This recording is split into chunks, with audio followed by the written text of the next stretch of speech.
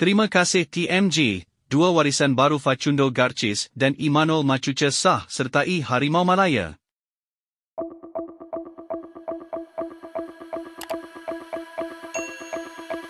Pertahanan tengah La Liga Facundo Garcés telah secara rasmi menyertai skuad senior Harimau Malaya.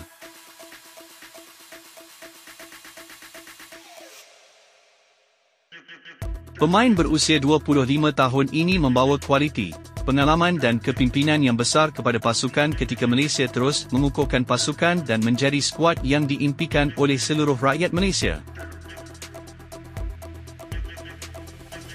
Garcés yang kini beraksi bersama Deportivo Alaves di La Liga telah menyertai kem latihan pasukan dalam jendela FIFA semasa dan akan layak untuk dipilih dalam perlawanan kelayakan Piala Asia menentang Vietnam nanti.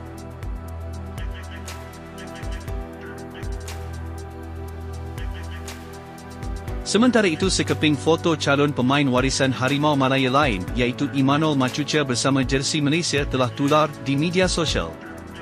Sekeping gambar telah tular pada awal pagi Selasa yang menyaksikan kelibat wajah Imanol Machuca yang berseragam baju skuad kebangsaan Malaysia lengkap.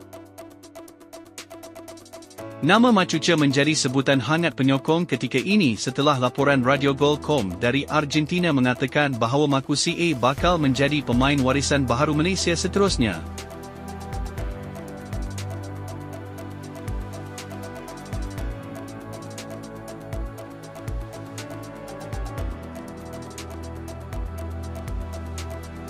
Laporan itu juga mengesahkan bahawa kedua-dua pemain itu akan beraksi dan membantu Harimau Malaya bagi menghadapi Vietnam pada 10 Jun ini.